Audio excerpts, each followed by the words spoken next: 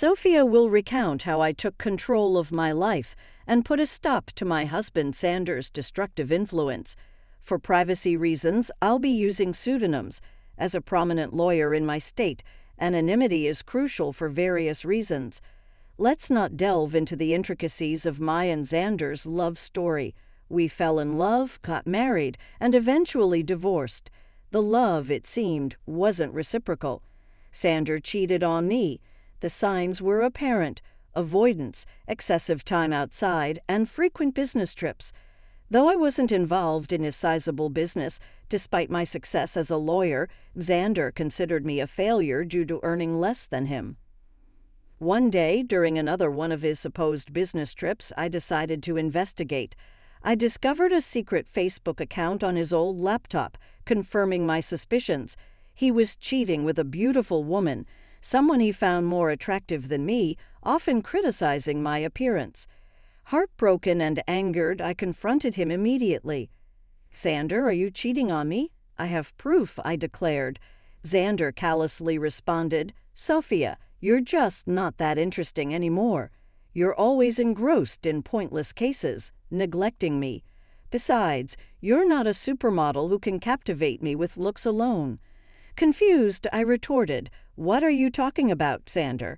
I have a demanding job, and you knew that when we got married. I haven't neglected you. It's you who stopped coming home and refused to communicate. And that's how I discovered Xander's affair." When I finally decided to confront him, I anticipated a degree of remorse from him, but the cold response I received caught me off guard. He shifted all the blame onto me, justifying his cheating, a claim that held no validity. Refusing to be falsely accused, I pointed out the flaws in his accusations. Instead of defending his position, he turned cold once more and nonchalantly revealed that he was relieved I had discovered his affair. In a chilling tone, Xander declared, "Good that you found out, Sophia. I no longer have to hide my beautiful girlfriend. She and I will have a perfect life together after I divorce your useless self. Finally, I will marry someone who's worthy of me and my name." His words hit me like a ton of bricks, sending a cold shiver down my spine. As he spoke of divorce, he not only insulted me but also asserted that I was not good enough for him, accusing me of being a bad wife. He showed no remorse for his affair and even boasted about how a mistress would make a better spouse. Tears streamed down my face as he demeaned me, proclaiming his affair with pride. This was the man I had loved for over a decade, and his words left me shattered. Through my tears, I asked, "How could you say that, Xander? All these years I've been beside you through thick and thin, honoring my vows and valuing you above all else." His callous response cut deep, dismissing my worth. "Well, Sophia, it doesn't matter anymore. You're just not right for me. I'm now a proud business owner, and a woman with average looks and a pretentious law degree won't do me any good." Feeling utterly demeaned, I protested. "How could you, Xander? I'm a capable woman. Even if I don't fit your narrow definition of beauty, I've been a good wife to you, and now you're contemplating divorce." Correcting me, he stated coldly, "I'm not contemplating divorce, Sophia. I've already decided to divorce you. I'm done. I don't want to be with you anymore. I will file soon and have already hired a great lawyer. You better move out before I come home. I don't want to see your ugly face anymore." A few hours after Xander hung up on me, he sent the divorce papers through a friend who looked at me sympathetically. I numbly accepted the papers, shut the door, and cried miserably, letting the reality of my wasted years with a horrible man sink in. However, I decided I wouldn't let this break me. I was a strong woman who would take control of her life and teach Xander a lesson. When Xander's friend delivered the papers, he mentioned that Xander had talked about drawing out the divorce. Initially puzzled, it dawned on me that we had a prenuptial agreement. Xander had insisted that I was entitled to half of his business if he cheated, something I had overlooked in my emotional turmoil. It made sense why Xander wanted to prolong the divorce. He hoped I would give up my rightful share. Determined not to let go of what was rightfully mine, I immediately called his lawyer and set up an appointment. Within 2 days, I moved out of Xander's house and into my childhood home, which was in my name. I texted Xander that I had already moved my belongings, asserting, "I took my ugly face and body out of your Dan house. Good that you've come to your senses and are not making a fuss."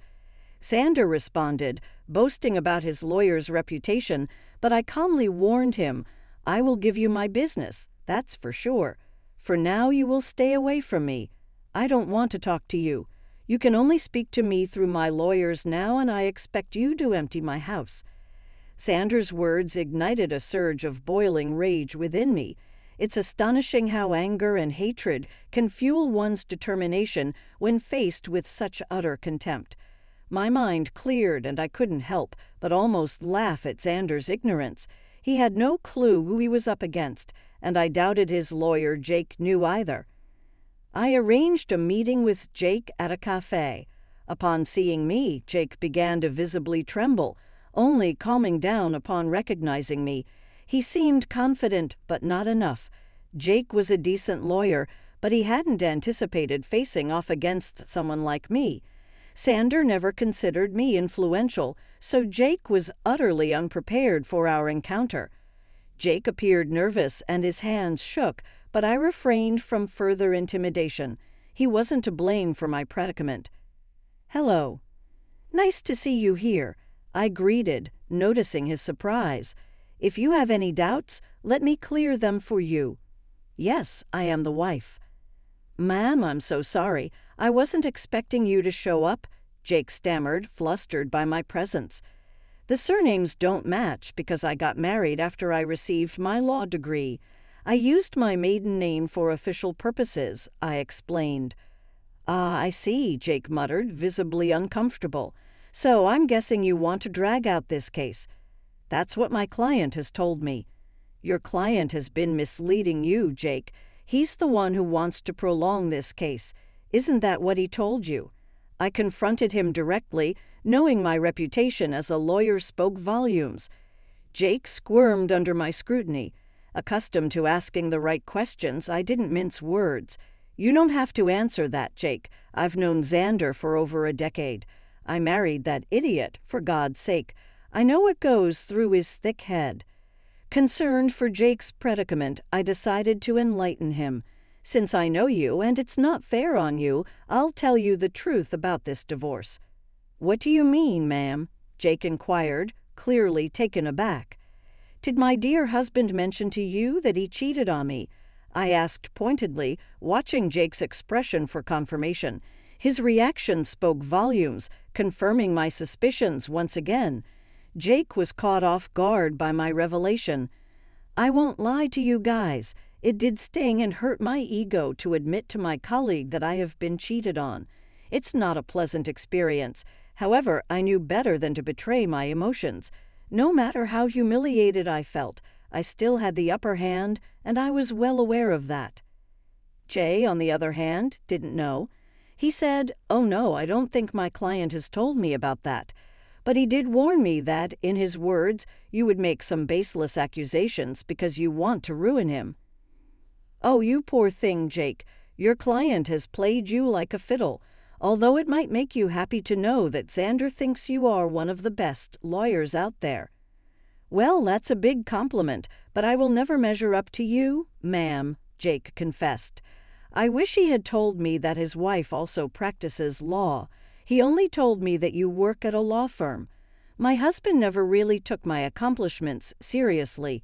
He had a habit of undermining my work and influence. It was foolish of me to stay with him this long. However, it was smart of me to sign the prenup to save my butt." I shared. Jake was completely taken aback by the mention of the word prenup. He looked shocked, and the term seemed foreign to him. I didn't mean to be a rocket scientist to know that he had been ambushed again. Xander had conveniently forgotten to mention the prenup to Jake, perhaps hoping I had forgotten about it. Well, who knows? It didn't matter since the word of the prenup was out there. Jake was frazzled. "There's a prenup in this marriage? Your husband hadn't mentioned that." "Do you have any proof, ma'am?" Jake inquired. "Oh, I do have plenty of proof, Jake. I brought the papers along. I had a feeling that Xander would try to get out of dealing with the consequences of his actions. Well, not on my watch." "I would really like to see the papers, ma'am. Also, I think I would need to see proof of his affair if you have any." "Don't worry, Jake. I brought along everything. Like I said, it isn't me who wants to drag out this divorce. The sooner it happens, the better it is for me." I handed over all the evidence to Jake, from messages to pictures and documents. I had all the proof right in my handbag, casually giving them to Jake, knowing that the case would always go in my favor. Jake studied each and every document thoroughly before signing, and looking rather beaten, he then looked at me and said, "I see that you have solid proof of everything, ma'am. I had no idea about all of these things. I figured that out. Jake, also I know how difficult it is to work with unreliable clients, especially when the opposite party has an equally strong lawyer for their case."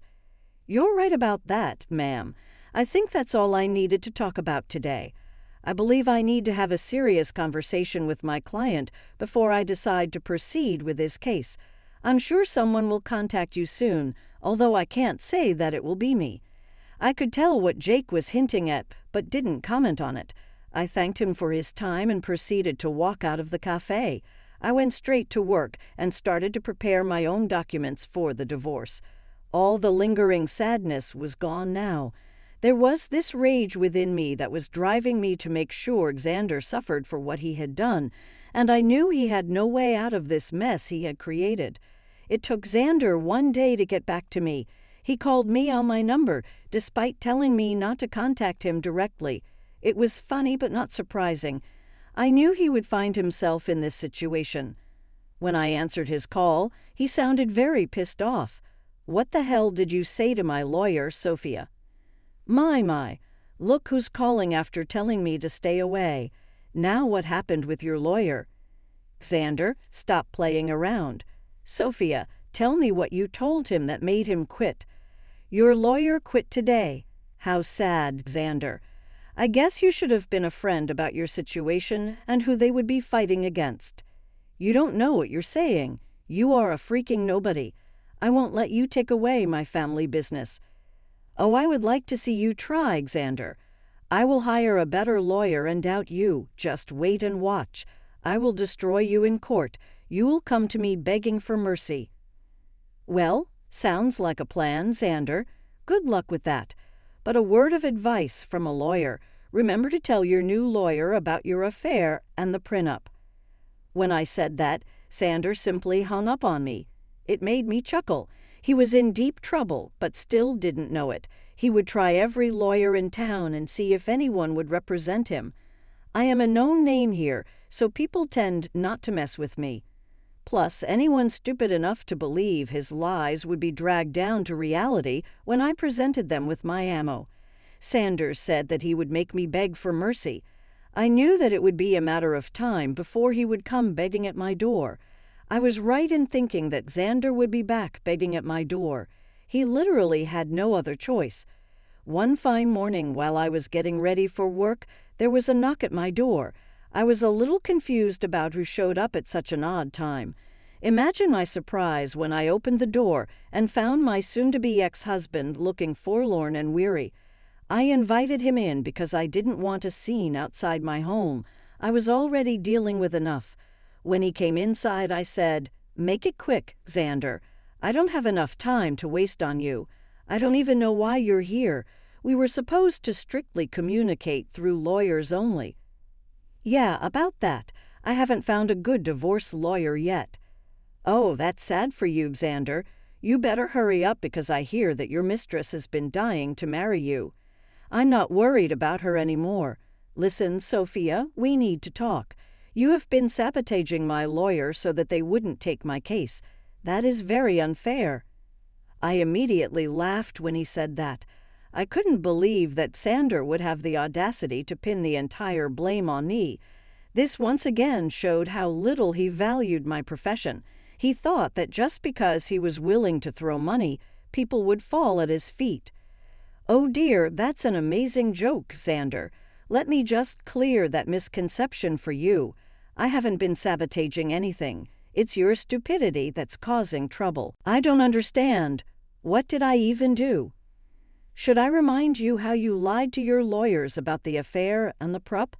That is enough to make them look like fools in court. Do you think lawyers would jump at representing unreliable clients like you? Besides, I will admit that my name will make a lot of people walk away. You may consider me to be useless, but I actually do have a good name in this profession. Yes, I know that now, Sophia. I've tried being open with lawyers too, but none of them are willing to help me. That's what happens when you try to go against an ironclad prop. You really should have fought your affair through, Xander. Not that it matters now. The damage is done. No sane lawyer would fight for your cause. You'll be giving me half of your business. Sanders's facial expression said it all. He didn't want to lose his business. That's why he tried to pick a good lawyer and drag out the divorce. He wanted to keep me hanging long enough until I would snap and just leave him alone without demanding half of his company. After a few days, it became clear to him that no one would take his side. Hell, he was even finding it hard to find any lawyer who would go against me. So he did what he thought was his last resort. He started to cry and beg. Sophia, you know how much this business means to me. Please don't do this. You can take everything else, but please don't ask to split the business. Why not, Xander? You were the one who put in the clause of splitting the business in case you cheated. You think I will give up my rights that easily? I deserve it after the betrayal you threw in my face. It was all a mistake, Sophia. Believe me. I have actually put my relationship on hold because I know what a big mistake it was. Maybe, just maybe, we can give this marriage a try. I can say for sure that this hurdle will only make us stronger. Sanders's words made me laugh out loud again.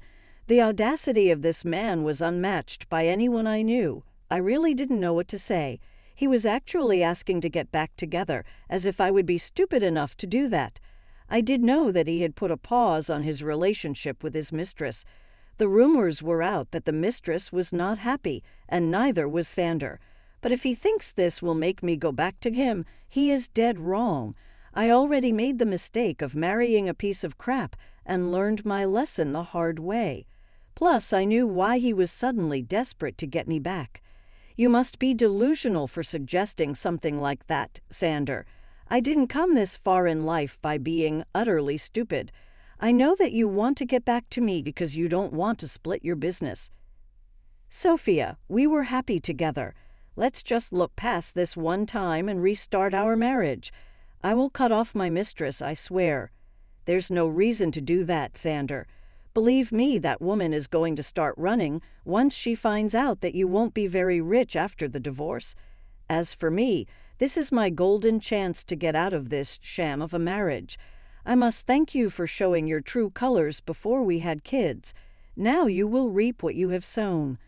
With that, I was pretty much done with my piece. I immediately stopped talking while Xander kept begging and pleading with me not to take his business. It was a rather pathetic scene, but it didn't move me at all. Instead, it made me think of the times I went to bed crying because this piece of exploitive trash I called my husband decided to betray me. Seeing Xander in a vulnerable place only gave me satisfaction and completed my revenge. Now I simply needed a clean break to start fresh. Well, I definitely got more than what I had bargained for. Karma hit Xander hard and fast. He tried for weeks to change my mind and make me come back home. I turned a blind eye to everything simply because I wasn't interested in his drama. I was ready to move on. Since he had filed for divorce already, I hired someone from my firm to represent me. I'm not a divorce lawyer, so I couldn't do it myself. Besides, I wanted as minimal interaction with him as possible. After a month of trying to change my mind, he was forced to get a lawyer and ask for a clean break. He knew that if I took the case to court, he would only face humiliation and ultimately waste money on lawyers appointed by the court. So he receded and asked for a mutual split. The prenup made it super easy for me to get the divorce. Of course, I had plenty of proof to show everyone that Xander cheated. As per the prop, he was supposed to give up half of his business to me. He wasn't happy, but there was no way out, so he signed over half of it to me. We did give him an offer to buy me out, but he had no money. Now, why would a big business owner like Xander have no money, you ask? Well, he had spent it all on his mistress, who is now not taking his calls or texts. I guess she figured out that he won't be rich anymore. But now no one is willing to date her because they know what a gold digger she is. What goes around comes around, I guess. Well, the mistress was the least of Xander's troubles. With half of his business gone, his earnings were severely reduced. He had to sell his house because he didn't have much money to maintain it or even pay the mortgage properly. He's currently renting a condo that is a serious downgrade from the big mansion he stayed at. He did try to get back with me again in the hopes of regaining full control of his business. Well, safe to say that is never happening. He now either has to continue the way it is or manage to save enough money to buy me out. If you want to know about me, I'm actually doing pretty well. I have appointed someone to take care of my share of Xander's business, and so far, things have been amazing. I ended up upgrading my lifestyle by buying a new mansion due to my combined income from law practice and business. Things are going well. I'm living my best life, and I honestly couldn't be happier. All in all, the divorce played out well for me. Instead of getting played by my ex-husband and his mistress, I ended up ruining their lives and bettering mine.